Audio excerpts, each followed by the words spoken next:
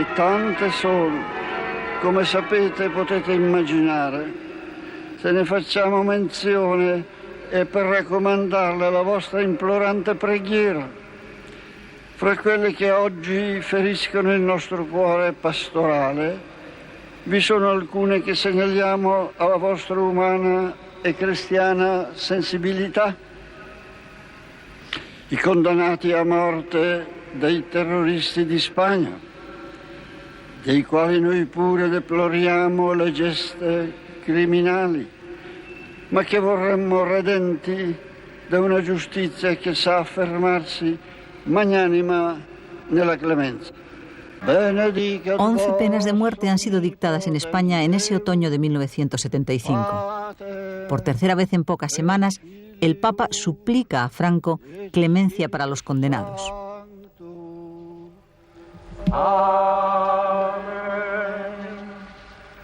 Al Palacio de El Pardo están llegando esos días multitud de peticiones de indulto de instituciones y personalidades extranjeras y españolas.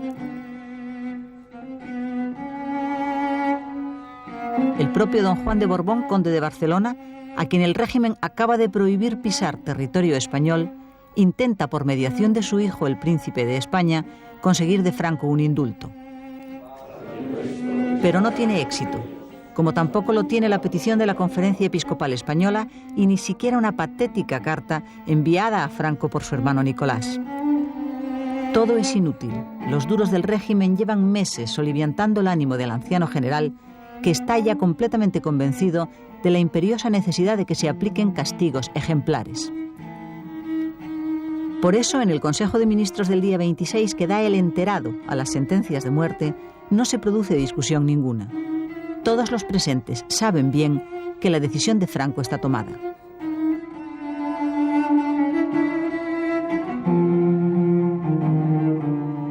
El gobierno, en relación con 4 causas instruidas por la jurisdicción militar por delito de terrorismo y de agresión a fuerza armada, ha tenido conocimiento de las correspondientes sentencias y se ha dado por enterado de la pena capital impuesta a Ángel Otaegui Echeverría, José Humberto Francisco Baena Alonso, Ramón García Sanz, José Luis Sánchez Bravo Soyas y Juan Paredes Manotas. El gobierno, con el fin de evitar la posible reacción internacional de condena, y solo por ese motivo, ha acordado conceder el indulto a 6 de los 11 condenados a muerte. Aquella misma noche, y sin esperar el trágico final de las sentencias, se producen violentas manifestaciones de protesta en Londres, París, Roma y otras ciudades europeas contra las representaciones diplomáticas españolas, las oficinas de turismo y las delegaciones de Iberia.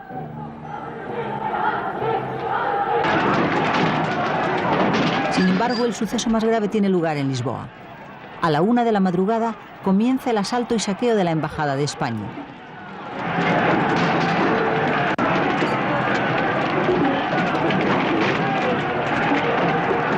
En 3 horas, el Palacio de Payabá queda destruido sin que ni los bomberos ni la policía hagan nada por impedirlo.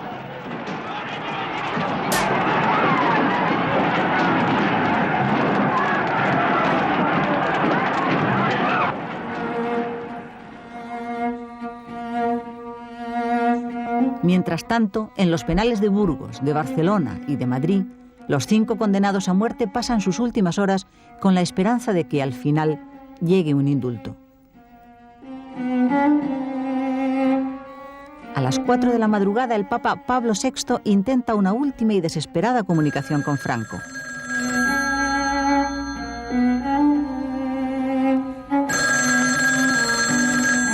Pero el viejo general se ha ido a dormir y ha ordenado que no se le despierte por ningún motivo. No va a haber clemencia. Antes de que amanezca en Madrid, se pone en marcha desde la cárcel de Carabanchel la comitiva que lleva a José Baena, a Luis Sánchez Bravo y a Ramón García Sanz ante el pelotón de fusilamiento. Con ellos viajan un médico y un capellán. El convoy se dirige al campo militar de tiro de Hoyo de Manzanares. Detrás, en coche, un puñado de periodistas que tratan inútilmente de presenciar las ejecuciones. En mitad del camino detienen bruscamente su automóvil.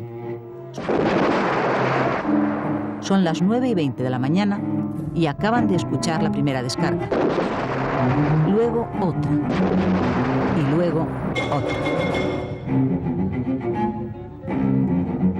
¡Apunte! ¡Fuego! Una hora antes, a las 8:30 de la mañana, ha sido ejecutado en Burgos Ángel Otaegui. A las 8:35 ha sido fusilado en Barcelona Juan Paredes Manot.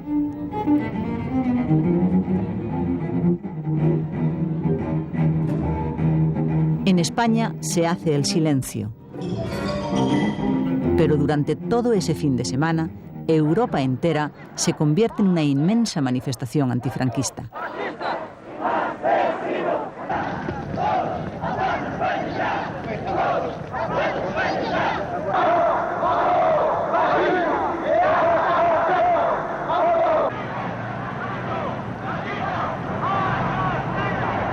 En vista de la virulenta reacción internacional y de la condena de los gobiernos europeos al régimen franquista, el presidente Carlos Arias convoca un Consejo de Ministros extraordinario para ese lunes 29 y acude luego a la televisión para lanzar al país su mensaje de irritada y doliente soledad. El gobierno español ha actuado hasta aquí y continuará actuando, asistido por la serena y firme certidumbre de estar cumpliendo sus obligaciones más irrenunciables sin sentirse intimidado por las dimensiones de una campaña exterior cuidadosamente organizada, con centros conocidos de preparación y financiación, y ante la cual no sabemos qué nos produce más estupor: si la violencia besánica de los agitadores que la protagonizan en la calle, o la culpable irresponsabilidad de las autoridades, de los gobiernos y de los medios informativos que les incitan y les secundan. Cuando Arias se dirige al país, han salido ya de España, reclamados por sus respectivos gobiernos, los embajadores de 16 países europeos, incluidos los del Este y el de Canadá. Además, el presidente de México, Echeverría, acude a la ONU a pedir que se expulse a España de este organismo, que todos sus miembros rompan relaciones diplomáticas con España e incluso que se someta a nuestro país al aislamiento comercial y de comunicaciones. El fantasma aislacionista vuelve pues a planear sobre España.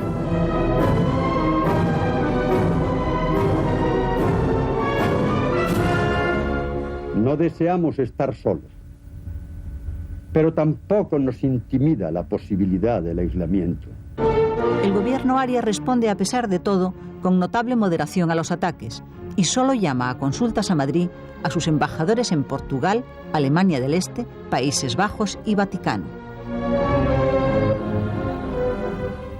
Estamos seguros de que las aguas volverán a sus cauces, que por debajo de la actuación de unos gobiernos que suicidamente han subordinado indeclinables principios de justicia a la hipocresía y a la complacencia demagógica de minorías revolucionarias y anárquicas, existen sectores de opinión responsable europea ante la que aparece nítida la verdad de una España moderna y pacífica. Una desproporcionada y virulenta campaña exterior convoca a los españoles a la mayor concentración de masas de la historia del régimen.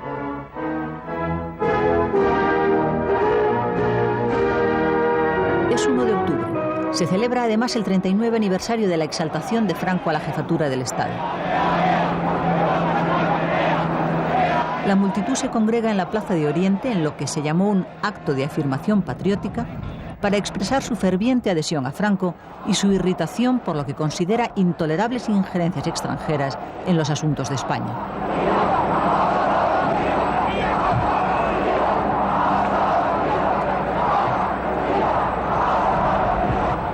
El ambiente está muy caldeado y la tensión política entre los franquistas ha alcanzado niveles altísimos. Por unas horas, España parece haber vuelto aquella mañana a los peores momentos del aislacionismo de 1946.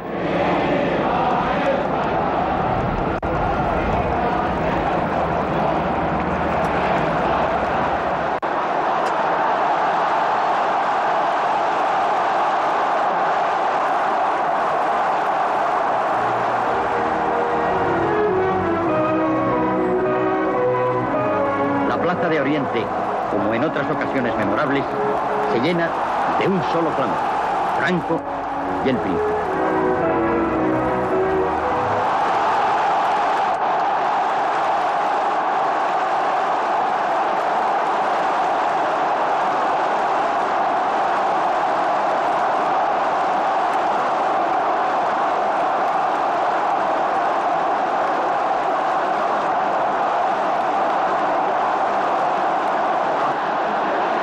Atención, atención, atención.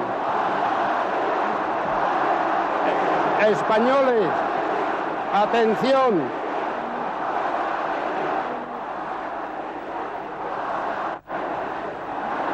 Atención, atención. Españoles, habla Su Excelencia el Jefe del Estado. Todo lo que en España y en Europa se ha armado obedece a una conspiración masónica y izquierdista en la clase política, en contubernio con la subversión comunista terrorista en lo social, que si a nosotros nos honra, a ellos les envilece.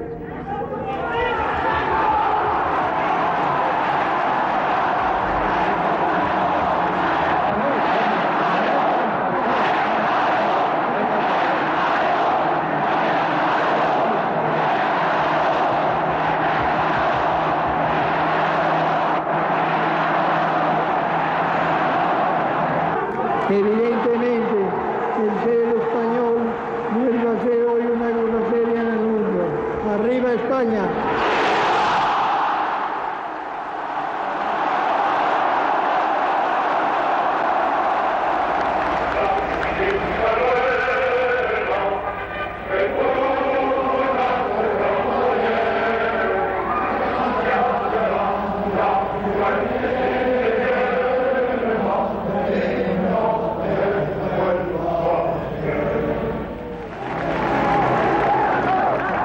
Solo la Plaza de Oriente. Es la nación entera quien en aquellas horas vitorea emocionadamente al hombre que ha dedicado su vida al servicio de España.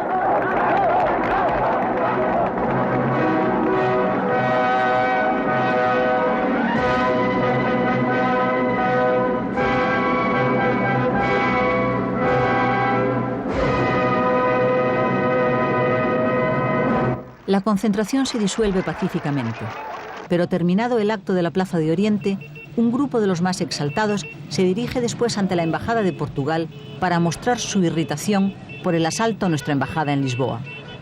La fuerte protección policial evita cualquier acto violento.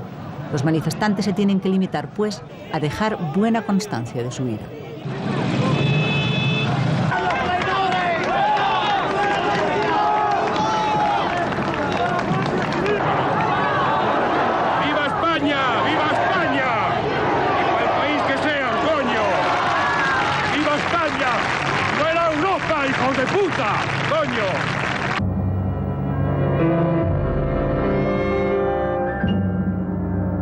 Esa misma mañana, y mientras la multitud vitorea a Franco en la Plaza de Oriente, son abatidos a tiros en Madrid 4 policías que prestan servicio de vigilancia en distintas sucursales de banco.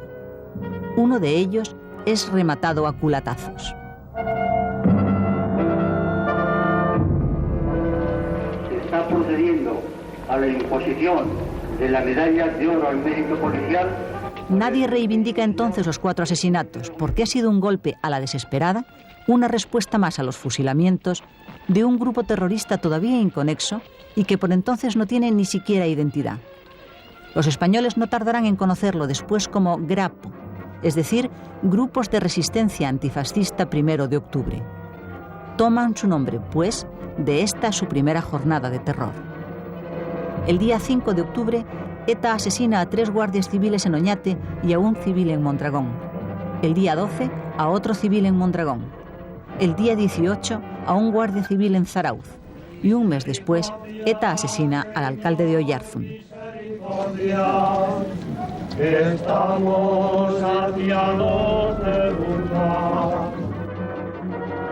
La conocida estrategia acción-represión-acción sigue cumpliéndose con precisión siniestra. Que dicen que caí, me fui al puesto que tengo allí, por el amante victoriosa.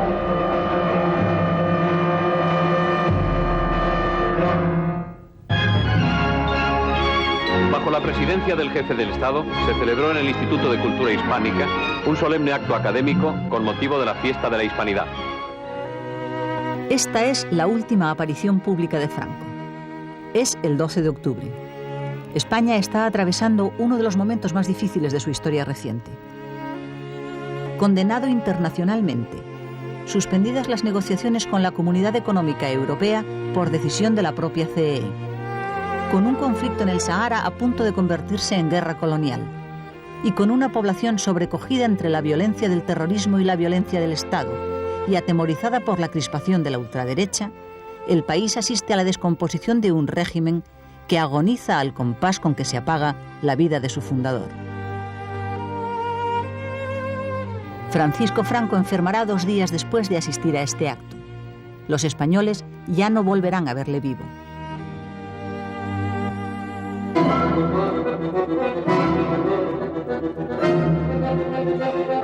Yo soy el capitán José Ignacio Domínguez Martín Sánchez, piloto de reactores del Ejército del Aire Español, destinado en el Estado Mayor del Aire. Cuando el capitán Domínguez celebra en París esta rueda de prensa, acaban de ser detenidos en España 3 nuevos miembros de la Unión Militar Democrática y los 9 detenidos de julio están a la espera de juicio. Hasta ese momento, la jerarquía militar ha pretendido echar tierra sobre el asunto y que los procesados pacten la rectificación de sus posiciones a cambio del sobreseimiento de la causa. Inicialmente, el mando prefiere renunciar al castigo si con ello puede seguir dando la impresión de que el ejército está, sin una sola fisura, totalmente identificado con el régimen franquista. Pero la rueda de prensa de París desbarata sus pretensiones. La UMD está en contra de la ola de violencia desatada en el país. Consideramos que el terrorismo del Estado es el que genera la desesperada violencia individual. La única forma de terminar con la violencia en España es derrocando al actual régimen. La política del gobierno hasta ahora ha sido la de quitar importancia a estas medidas represivas en el seno de las Fuerzas Armadas para poder aparentar que le siguen siendo totalmente fieles. La UMD espera que a partir de esta rueda de prensa la opinión pública quede convencida de que esto no es un incidente aislado dentro del ejército, sino que se trata de un amplio movimiento que va a tener consecuencias insospechadas para el régimen. La respuesta de los mandos ante las declaraciones del capitán Domínguez es fulminante. Las condiciones de vida de los detenidos se endurecen drásticamente y pocos días después son confinados en castillos militares. Los jóvenes oficiales saben ya que el precio penal que van a pagar por haberse negado a desautorizar la rueda de prensa de su compañero va a ser un precio muy alto.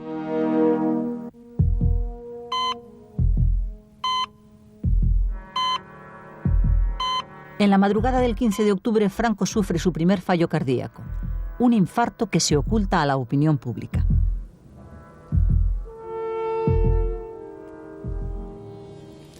El primer día, cuando le explicamos al general Franco la enfermedad que padecía, él, después de escucharnos, pidió que se la diéramos por escrito, el diagnóstico. También nos pidió que mantuviésemos en secreto su enfermedad, que ya diría él a qué personas consideraba necesaria en el momento oportuno, es decir, la enfermedad que padecía, y inmediatamente después fue muy ostensible que entraba por el temblor, por su Parkinson, que se exageró, que estaba viviendo en una situación de agitación, lo cual nos llevó a intentar tranquilizarlo, a calmarlo, decirle que estábamos allí para ayudarlo, no para crearle más problemas, y que si hacía las cosas bien y nos seguía los consejos que le dábamos, que pensábamos que la evolución de la enfermedad sería buena. A lo cual él nos respondió que estaba preso de una angustia tremenda porque llevaba más de 15 días sin dormir. Evidentemente, si uno calcula esos más de 15 días, pues coincide aproximadamente con la época de la decisión de los fusilamientos y la reacción mundial que provocó.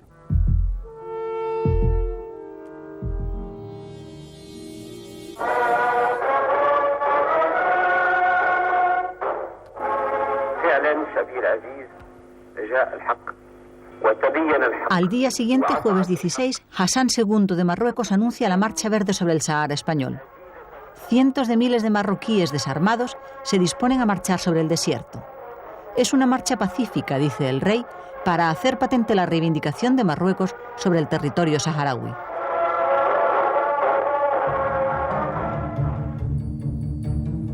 La presión psicológica que el anuncio de la Marcha Verde tiene sobre el ejército español es enorme. Por un lado, las tropas no pueden ni deben ceder a la invasión iniciando una retirada. Están allí para defender el territorio. Por otro lado, la idea de verse en la necesidad de disparar contra una población civil y aparentemente desarmada resulta angustiosa. Y eso sin contar las catastróficas consecuencias internacionales que una acción así tendría para España. El ejército no puede más que esperar.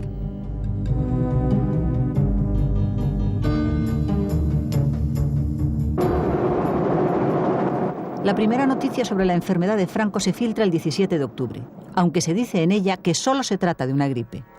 Pero la realidad es que el corazón del jefe de Estado está fallando y que su vida corre ya serio peligro.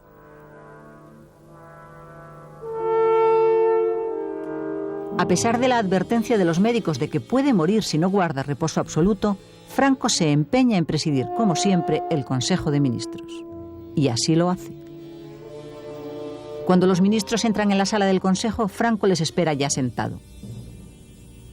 Lo que ninguno de los asistentes, salvo el presidente Arias, sabe es que Franco lleva colocado en el pecho un aparato que permite controlar a distancia el funcionamiento de su corazón y que en una habitación contigua hay 2 médicos que están vigilando cada segundo de su electrocardiograma. Franco ha autorizado a los doctores para que, si observan cualquier alteración importante, irrumpan en la sala del Consejo. Sabe que a partir de ese momento, los médicos dispondrían tan solo de 30 segundos para evitar su muerte. Por consejo de los médicos, al jefe del Estado se le va a ocultar de momento la grave situación del Sahara. Se trata de evitarle una crisis cardíaca irreversible. Los doctores han comprobado que la impavidez de Franco ante los problemas es una simple apariencia. Esa fama de impavidez, de imperturbabilidad ante los acontecimientos o crisis gordas que hubiese, pues parecía que efectivamente era así. Pero nosotros observábamos que después de cada entrevista importante o noticia de trascendencia para el gobierno, para España, al cabo de unas horas se producía una respuesta indudable en el organismo del Generalísimo con alteraciones arrítmicas, episodios de angina, etcétera, etcétera. O sea que todo tenía una respuesta muy tardía, pero indudable. El Consejo de Ministros de aquel día trata, pues, asuntos de rutina y es inusualmente corto. 40 minutos, pero que a los doctores y al presidente se les hacen eternos. A esas alturas hay ya 7 médicos en el Pardo y durante esas noches han ido llegando el instrumental clínico y los aparatos necesarios para montar en el Palacio una unidad de vigilancia intensiva. La razón de tanto despliegue es que Franco se ha negado en redondo a ser ingresado de nuevo en un hospital.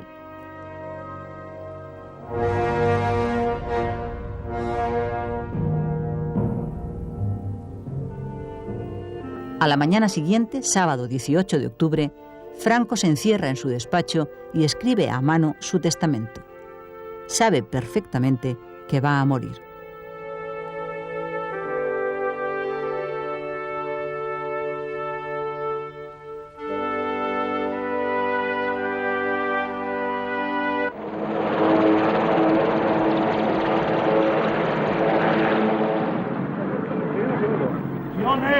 Y banderines. rindan honores a nuestros muertos. El mismo día en que en Madrid Franco escribe su testamento, en el Sahara la voladura de 3 jeeps españoles se salda con un muerto y varios heridos. El gobierno español solicita entonces la reunión urgente del Consejo de Seguridad de la ONU para que disuada a Marruecos de llevar a cabo lo que España denuncia como una invasión encubierta. No me sirve para nada, señor presidente, el que me digan que abrigan propósitos pacíficos. El que abrigue propósitos pacíficos, que se quede en su casa. Eso es la mejor solución para todas estas crisis y tensiones. Llegar a un territorio donde no es posible albergar a una masa humana de 350.000 personas es, cuando menos, disparatado. Por eso nosotros queremos pedir amparo a este Consejo de Seguridad. El territorio al norte de la frontera está sembrado de minas. Dentro de nuestro territorio mismo se han sembrado por terroristas marroquíes numerosas minas. Nosotros queremos prevenir antes que reparar. Quisiéramos que Su Majestad el Rey de Marruecos desista de esta proyectada invasión. Todavía es un secreto muy bien guardado, pero en el ánimo del presidente Arias y de alguno de sus ministros se ha abierto paso ya la idea de evitar, al precio que sea, una guerra con Marruecos. Para Carlos Arias, el objetivo principal, casi el único objetivo, es el de conseguir que el ejército regrese a España sin haber tenido que pasar por el calvario de una guerra inútil y de una victoria cuyo colofón inexorable sería siempre la retirada.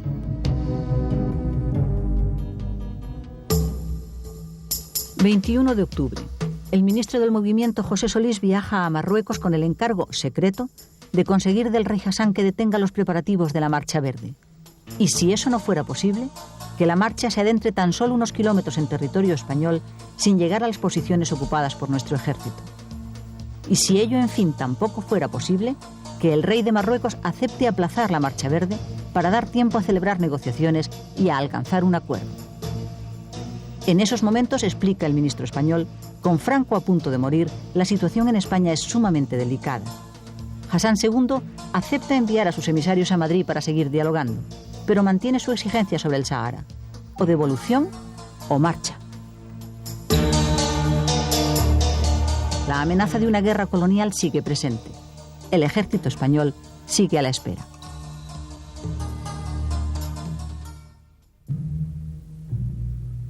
...21 de octubre... se reconoce oficialmente que Franco está enfermo, aunque se insiste en que no ha abandonado sus actividades habituales.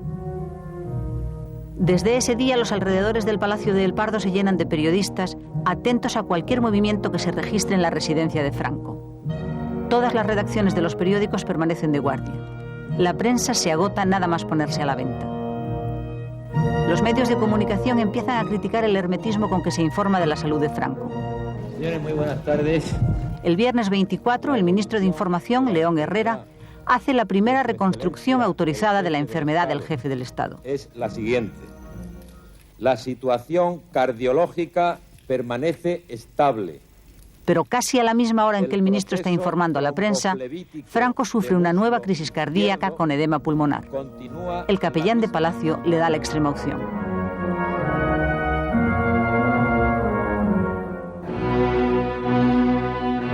El gobierno empieza a sentirse superado por los acontecimientos. En España hay sensación de vacío de poder. El entorno de El Pardo plantea entonces la transmisión de poderes al príncipe de España, pero no se compromete a que ésta sea definitiva. Se trata, pues, de una segunda interinidad. El príncipe de España se resiste. Es más, es absolutamente hostil a la idea.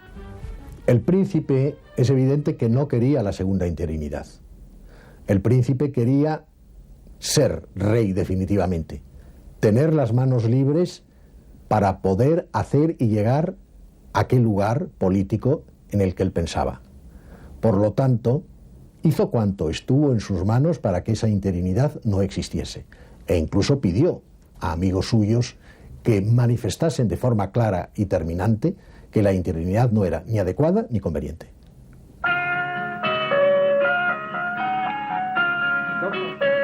Franco agoniza. Esta es la noticia de primera página de todos los periódicos nacionales aquel domingo 26 de octubre. Las radios privadas conectan con la emisora oficial. Transmite Radio Nacional de España en conexión con todas las emisoras españolas. La muerte del jefe del Estado se cree inminente. El presidente del gobierno ordena poner en marcha la Operación Lucero, un dispositivo de seguridad preparado por el Alto Estado Mayor para el caso del fallecimiento del jefe del Estado. Su propósito, mantener al país bajo control en esos críticos momentos.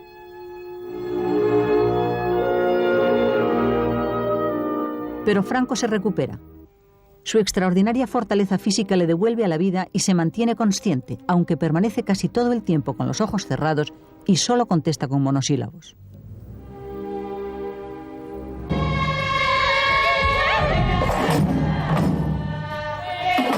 En Marruecos, el primer contingente de la Marcha Verde está ya listo para salir hacia el Sahara. Hassan II se ha instalado en la ciudad de Marrakech para despedir y alentar a sus súbditos. Son cientos de miles de marroquíes los que, a las órdenes de su rey, se disponen a atravesar el país de norte a sur hasta alcanzar territorio español.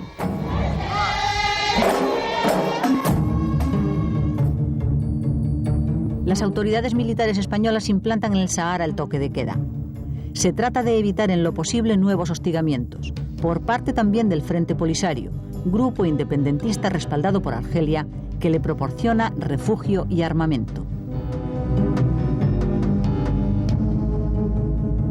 El gobierno español sigue manteniendo en secreto su decisión de alcanzar a cualquier precio un acuerdo con Marruecos.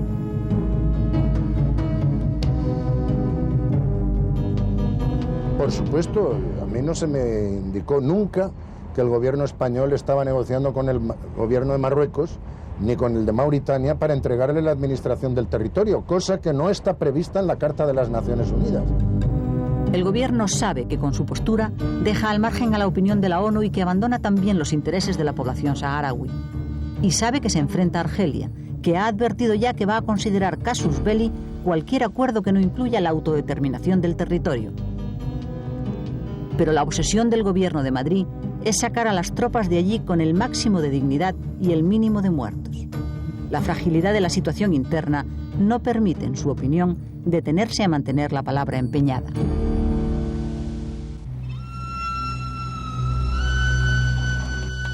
Por lo pronto, las autoridades ordenan la evacuación de la población civil. El mismo día en que se implanta el toque de queda, los españoles residentes en el Sahara abandonan sus empresas y sus hogares, sus vidas, y se embarcan hacia España.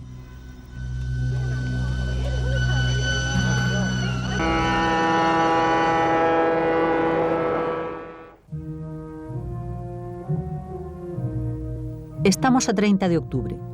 Franco está sufriendo una dolorosa agonía. Padece fuertes hemorragias gastrointestinales, trombosis y peritonitis. Pero se mantiene consciente.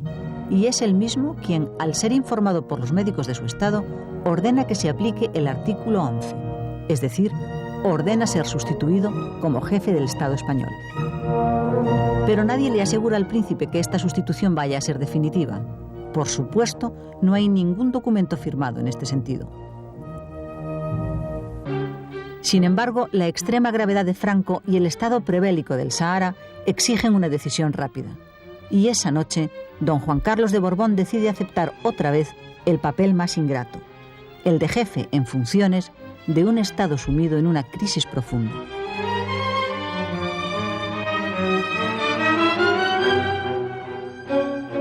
La primera decisión del príncipe de España es acudir a visitar a las tropas destacadas en el Sahara. Una decisión que cuenta con el ferviente apoyo del ministro del Ejército, que le acompaña en el viaje, y con la total oposición del presidente del gobierno, a quien esta visita le parece políticamente inoportuna. Lo que el presidente Arias ignora es que el joven jefe del Estado en funciones está haciendo además en solitario y en el más riguroso secreto intensas gestiones para tratar de detener la Marcha Verde. El príncipe sabe que detrás de Marruecos están los Estados Unidos consintiendo la operación y decide recurrir a un amigo personal para encargarle una delicada misión, secreta y urgente.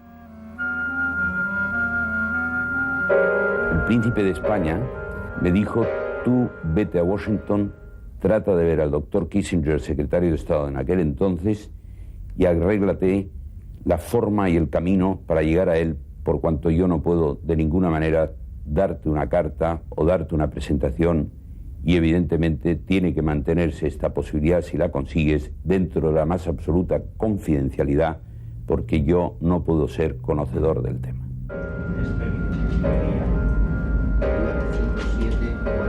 2 de noviembre. Mientras el emisario del príncipe viaja a Washington, don Juan Carlos vuela hacia Layún.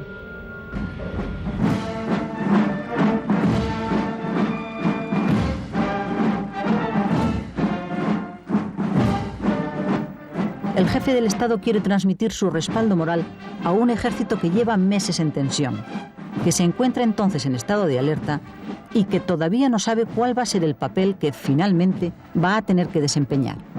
Un ejército, además, que va a resultar un elemento decisivo de estabilidad política en los delicados momentos de transición que se avecinan. Quiero ser el primer soldado, dijo don Juan Carlos poco después de su llegada a Layún, al saludar a los oficiales de la guarnición que no cesaban de aclamarle. He venido, dijo entonces el príncipe de España, jefe del Estado en funciones, para saludaros y vivir estas horas con vosotros, daros personalmente la seguridad de que se hará cuanto sea necesario para que nuestro ejército conserve intacto su prestigio y su honor.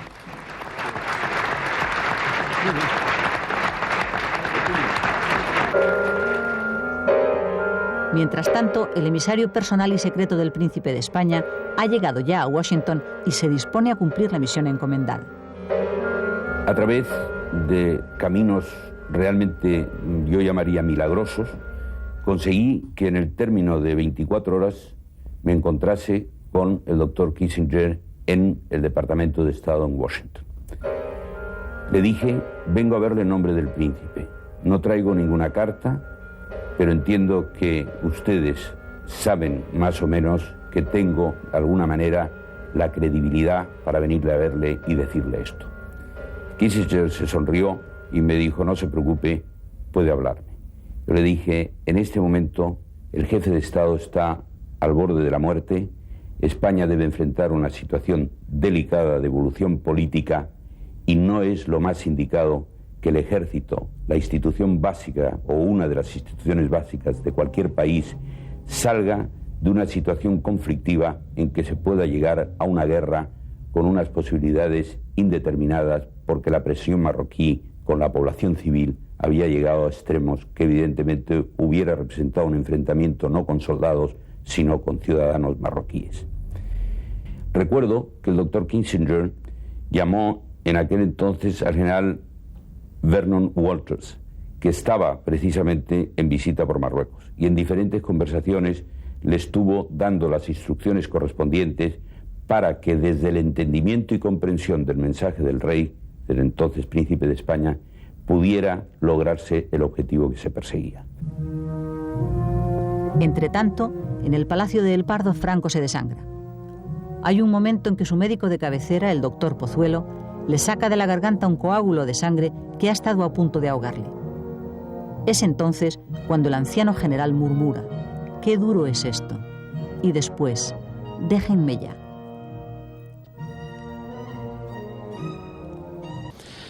Se informó de la situación a la familia por un lado y al gobierno por otro, que estaba reunido en El Pardo.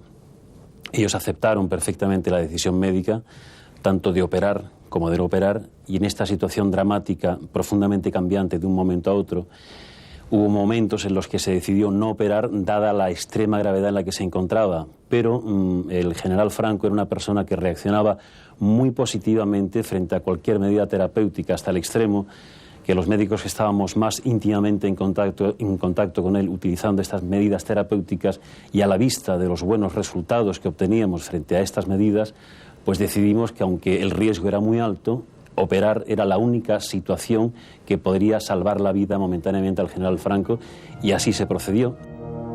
Por razones políticas y de seguridad, los responsables del Pardo se oponen a que Franco sea llevado al hospital. Los médicos tienen que operarle allí mismo. Y rápidamente se habilita como quirófano el botiquín del regimiento de guardia.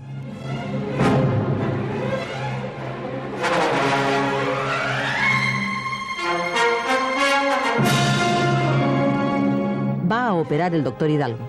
24 especialistas están preparados por si es necesaria su intervención. Se da la orden de que el regimiento entero permanezca a oscuras. Hay que potenciar la luz del improvisado quirófano. Son las 9:30 de la noche.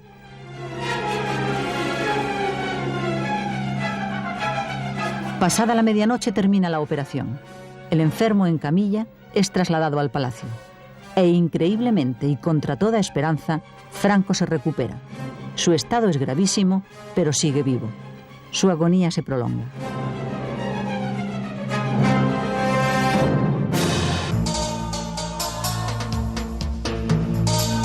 En el Sahara, la concentración de 350.000 marroquíes venidos de todo el reino se ha detenido ya en Tarfaya, la última ciudad de Marruecos antes de territorio español.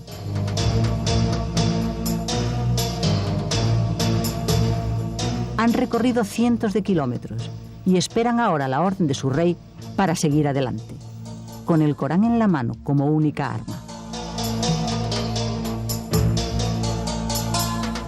Durante 24 horas el gobierno español cree que el rey de Marruecos ha aceptado de alguna manera una especie de acuerdo tácito.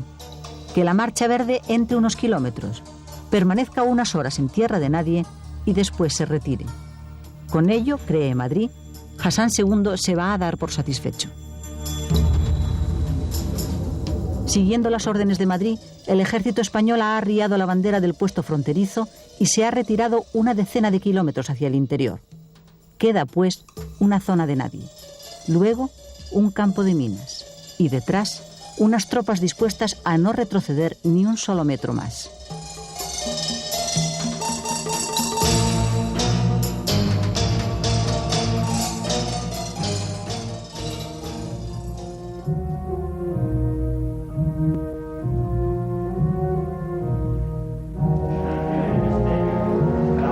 Día 5 de noviembre.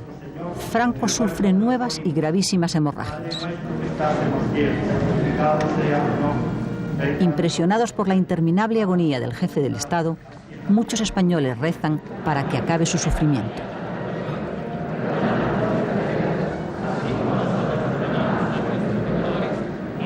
Pero su estado vuelve a ser crítico. Es necesario operarle de nuevo y los médicos deciden su traslado urgente al Hospital de la Paz, donde se le puede proporcionar una asistencia en condiciones.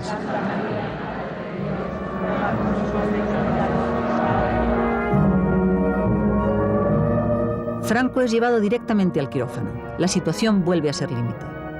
4 horas y media dura esta intervención, la segunda en 3 días. Y ante el asombro de todos, médicos también, Franco la supera. Era admirable en el sentido de que salía de todo, todas las complicaciones gravísimas, respondía perfectamente a las medidas terapéuticas que se aplicaban y por eso era muy difícil tomar la decisión de tirar la toalla y no continuar actuando médicamente. Este es el momento en que la multitud marroquí rompe la alambrada que hace de frágil frontera del Sahara español. Horas después, y con la Marcha Verde ya adentrada en tierra de nadie, Rabat transmite a Madrid que rechaza el acuerdo tácito y que las masas tienen orden de seguir avanzando a menos que surja algún elemento nuevo que permita reanudar las conversaciones. Rabat advierte que ya tiene calculado que de no haber acuerdo van a morir unos 30.000 civiles y que en tal caso el ejército marroquí se vería obligado a intervenir. La presión diplomática no puede llegar más lejos. Y la realidad tampoco, porque una verdadera riada humana sigue penetrando en el territorio. La tensión es máxima. La guerra se da como inminente. El ejército español, al otro lado del campo de minas, espera. Responderá solo cuando los componentes de la Marcha Verde atraviesen la zona de nadie dejada por el mando y violen definitivamente el territorio cuya custodia le está encomendada.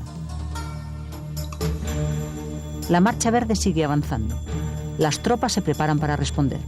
Constituimos el grupo básico con el cual el mando pueda hacer sentir su acción. Artillería de 155, 15 kilómetros de alcance. En este clima de increíble tensión, el presidente Arias envía al ministro de la Presidencia, Antonio Carro, a hablar con el rey de Marruecos. Hassan II quiere pura y simplemente que España le entregue el Sahara. El ministro Carro quiere pura y simplemente evitar la guerra como sea y que la Marcha Verde se detenga.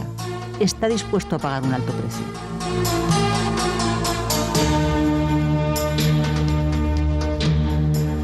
Horas después, la Marcha Verde se detiene ante los campos de minas sembrados por el ejército español. La multitud espera instrucciones.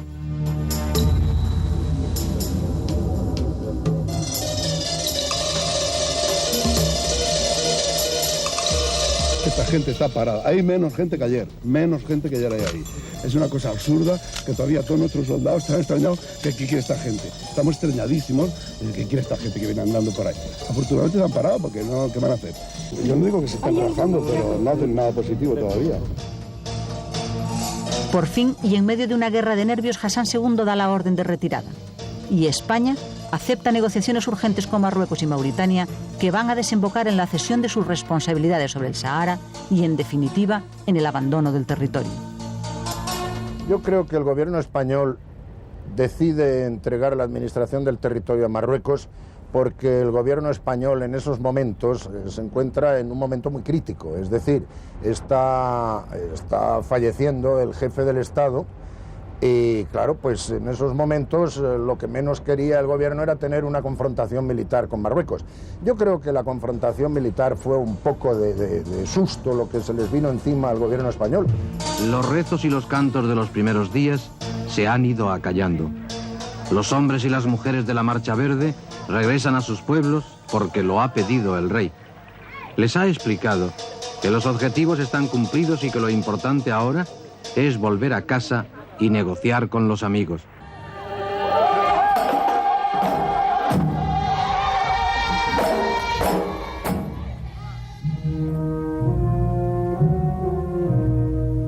En la España de aquellos días solo existe ya una certeza: la certeza de que Franco se muere. Todo lo demás es incertidumbre. Y es precisamente en esos críticos momentos cuando en el mismo centro del poder se produce un incidente que pone definitivamente la situación al rojo vivo. Carlos Arias le presenta al jefe del Estado en funciones su dimisión como presidente del gobierno. La opinión pública nunca lo supo.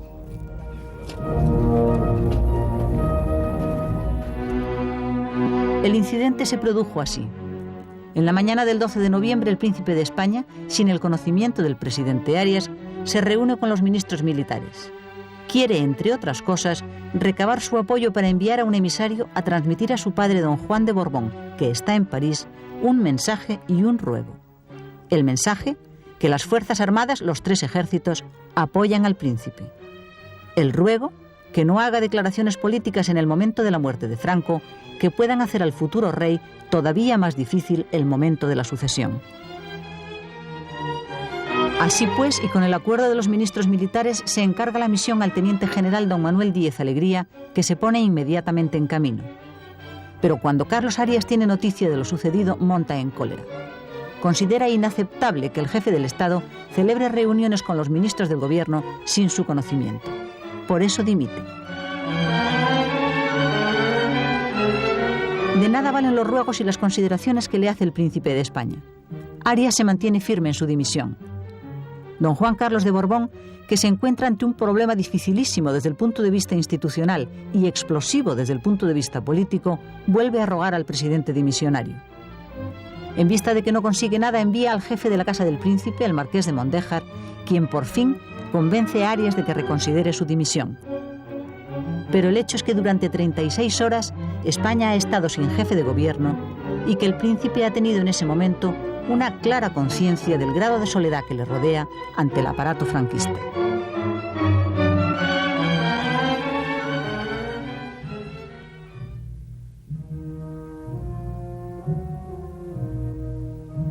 En la tarde del día 14, Franco vuelve a entrar en fase crítica. Empieza de nuevo a sangrar y, como en las anteriores ocasiones, la hemorragia es masiva. Se presenta al mismo tiempo un cuadro gravísimo de peritonitis. De madrugada se le lleva de nuevo al quirófano. El doctor Hidalgo vuelve a operar. 2 horas dura la intervención y Franco, una vez más, sale adelante. Pero no existe ya posibilidad ninguna de recuperación. Su situación es irreversible.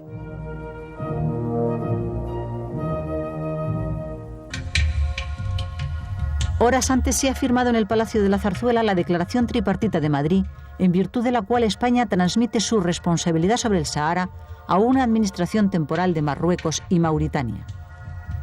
España incumple con ello abiertamente su reiterado compromiso, mantenido hasta ese instante, de llevar al Sahara la autodeterminación. El gobierno español nunca me informó a mí de que pensaba entregar la administración del territorio a Marruecos y Mauritania, hasta el extremo de que cuando yo me vi sorprendido cuando se firmaron los acuerdos de Madrid. Sospechaba que algo se debía estar cocinando, porque realmente no hacían más que dar una serie de instrucciones totalmente contradictorias que no casaban en nada con lo que habíamos venido a decir nosotros tradicionalmente. Pero en un momento determinado el gobierno de Madrid, el gobierno español decidió firmar los acuerdos de Madrid, y al firmar los acuerdos de Madrid entregó la administración del territorio en contra de lo que decían las Naciones Unidas. A cambio, se libra de la amenaza de un conflicto armado con Marruecos, cuyas consecuencias, quizá, no hubiera podido soportar la España incierta de aquel momento.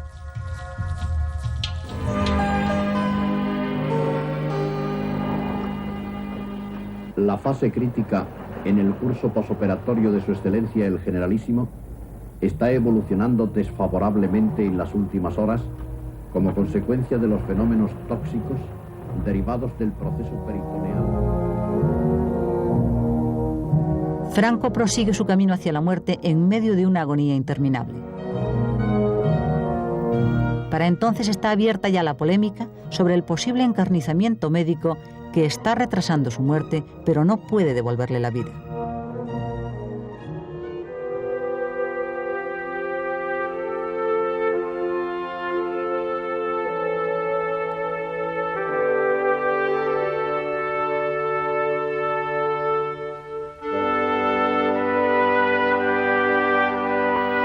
La publicación, años más tarde, de estas fotografías de Franco causó un gran impacto y reavivó la vieja cuestión. ¿Le fue prolongada la vida por razones políticas?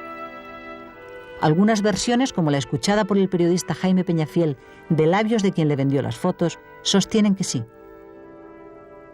Las fotografías que en su día fueron publicadas bajo el título de La muerte y agonía de Franco me fueron proporcionadas para su publicación por una persona que había vivido y convivido con Franco a lo largo de 40 años, y que si la gente hiciera memoria y mira las hemerotecas, aparece continuamente junto a la figura del anterior jefe del Estado.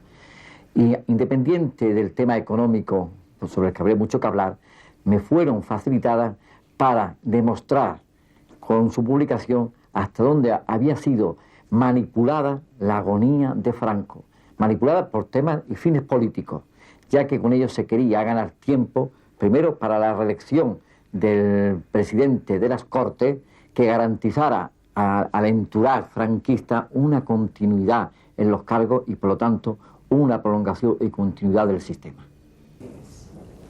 Los médicos que atendieron a Franco niegan haber sido presionados para prolongar la vida del jefe del Estado. En ningún momento, ningún componente del equipo médico denominado habitual recibió presiones ni por parte de la familia ni por parte del gobierno. Nuestra actuación fue totalmente independiente y con arreglo a nuestro criterio. Por otra parte, presiones de este tipo yo creo que no lo hubiéramos aceptado. En fin, el médico debe actuar con arreglo a su conciencia. Actuamos todos con el espíritu médico que nos obliga a mantener la vida a toda costa. En las fotografías que se han publicado se aprecia cómo el general Franco tenía colocados en la cabeza unos electrodos que eran para efectuar un electroencefalograma. Como se sabe, la capacidad vital y el fin de la vida se aprecia en la parálisis, en la paralización de las ondas del electroencefalograma. En aquel momento, el electroencefalograma del generalísimo estaba totalmente activo. Llega un momento, naturalmente, en que hay que tirar la toalla, hay que suspender la actuación, porque ya las complicaciones son tan graves y tan numerosas que ya no merece la pena el seguir. Y eso es algo que acontece diariamente en los hospitales. Hay que tener en cuenta que el médico gana batallas, pero siempre pierde la guerra.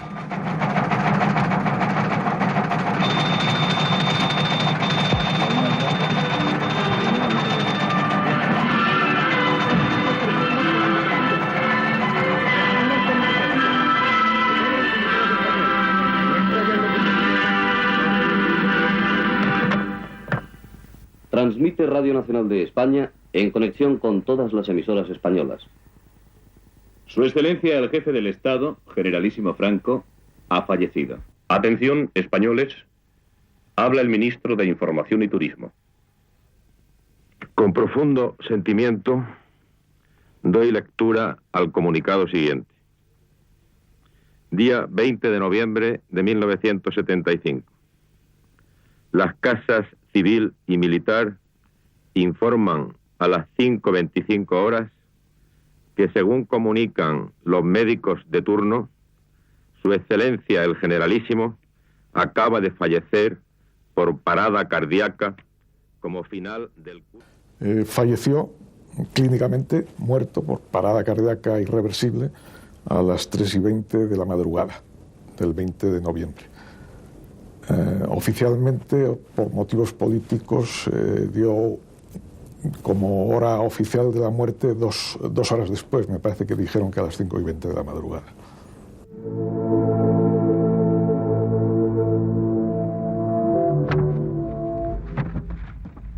Españoles, al llegar para mí la hora de rendir la vida ante el Altísimo y comparecer ante su inapelable juicio, pido a Dios que me acoja benigno a su presencia, pues quise vivir y morir como católico. Os pido que perseveréis en la unidad y en la paz, y que rodeéis al futuro rey de España, don Juan Carlos de Borbón, del mismo afecto y lealtad que a mí me habéis brindado, y le prestéis en todo momento el mismo apoyo de colaboración que de vosotros he tenido. Mantened la unidad de las tierras de España, exaltando la rica multiplicidad de sus regiones como fuente de la fortaleza de la unidad de la patria. Quisiera, en mi último momento, unir los nombres de Dios y de España y abrazaros a todos para gritar juntos por última vez, en los umbrales de mi muerte: ¡Arriba España! ¡Viva España!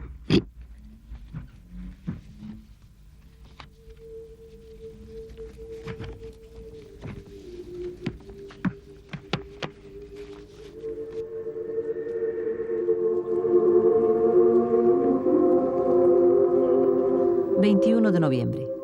Desde la madrugada se han ido formando largas colas ante el Palacio de Oriente, en cuyo salón de columnas ha quedado instalada la capilla ardiente con el cuerpo embalsamado de Franco.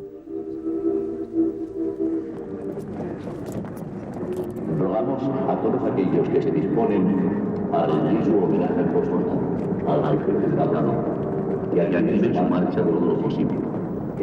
A las 8 de la mañana se abren las puertas del palacio. Son cientos de miles las personas que quieren pasar ante el cadáver de Franco. La mayoría quiere ver de cerca, respetuosamente, a quien les gobernó durante casi 40 años. Otros quieren dar su último adiós al hombre a quien consideran su caudillo o dejar público testimonio de su afecto y su lealtad a Franco.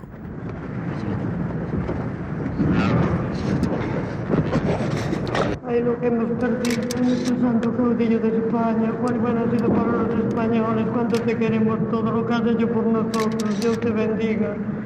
Ay, santo caudillo de España.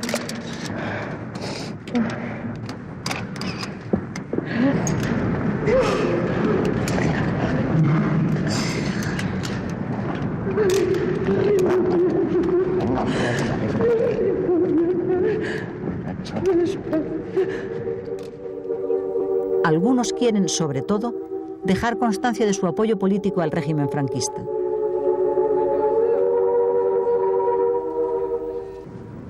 Y algunos, pocos, no quieren perder la ocasión de ver el cadáver del hombre a quien consideran un dictador que ha oprimido al país y le ha privado de sus libertades.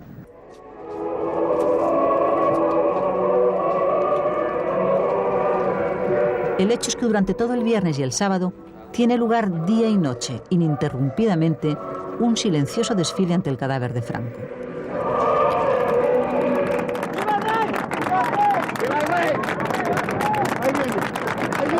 La multitud que aguarda para despedirse de Franco rompe la disciplina y el silencio de la cola para vitorear a don Juan Carlos de Borbón, quien hace tan solo unos minutos acaba de ser proclamado rey ante las Cortes y que acude después a visitar la Capilla Ardiente.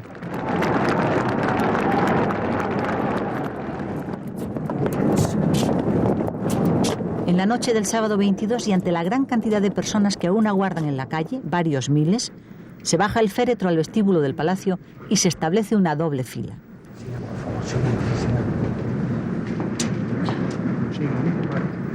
Entre tanto, el gobierno hace gestiones ante el presidente de la Conferencia Episcopal. El régimen quiere contar con la Iglesia para celebrar un funeral grandioso. Cuando murió Franco, me pidieron que todos los obispos concelebráramos en el entierro. A mí no me cayó bien aquella propuesta, como es lógico. Me parecía excesivo. Y creía que eso, si fuese por el Papa, todavía se podría pensar. Pero tratándose de un jefe de Estado, me parecía que no era conveniente.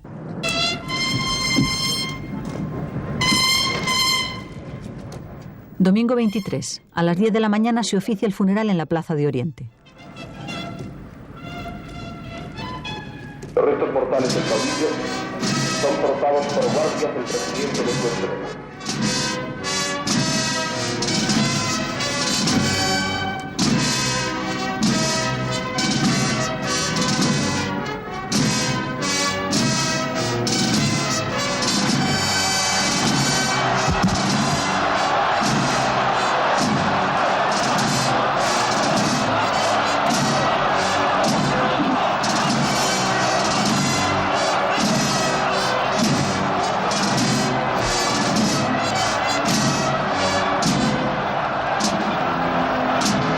En vista del desacuerdo con el cardenal Tarancón, oficia un solo obispo, el cardenal primado Monseñor González Martín. Este hombre llevó una espada que le fue ofrecida por la Legión extranjera en 1926 y un día entregó al cardenal Gomá en el templo de Santa Bárbara de Madrid para que la depositara en la Catedral de Toledo, donde ahora se guarda. Desde hoy solo tendrá sobre su tumba la compañía de la cruz. En esos dos símbolos se encierra medio siglo de la historia de nuestra patria. Dentro de unos instantes va a iniciarse el desfile de las tropas. El funeral termina con un acto puramente castrense.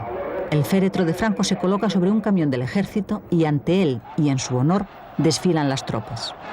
Las fuerzas que rendirán honores al féretro estarán al mando del capitán general de la primera región militar, teniente general don Félix Álvarez Arena. Las fuerzas de acompañamiento están mandadas por el general Milán del Bosque.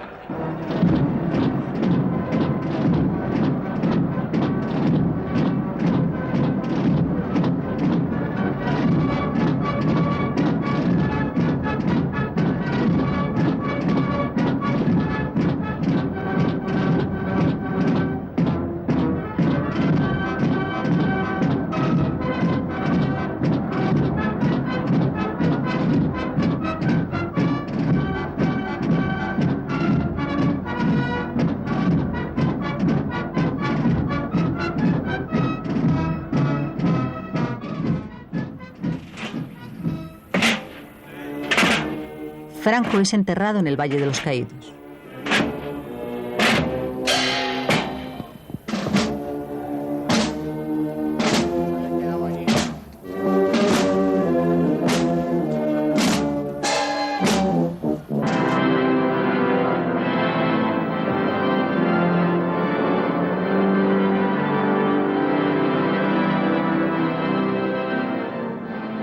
Excelentísimos señores, don Ernesto Sánchez Galiano Fernández, don José Ramón Gavilán y Ponce de León, y don Fernando Fuertes de Villavicencio.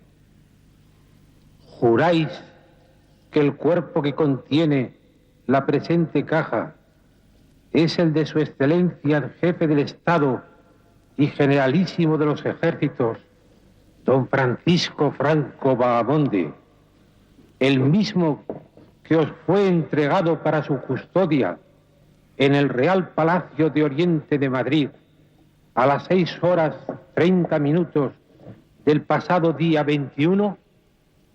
Sí lo es, lo juro. Sí lo es, lo juro. Sí lo es, lo juro.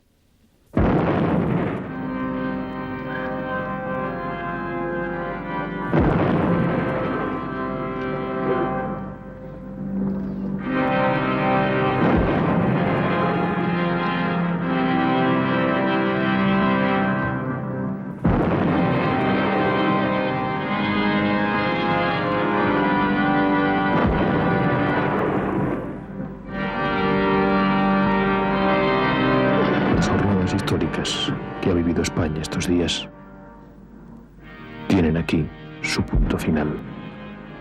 Tras el enterramiento de Francisco Franco, que tuvo lugar, recordémoslo para la historia, a las 14:11 del domingo 23 de noviembre de 1975.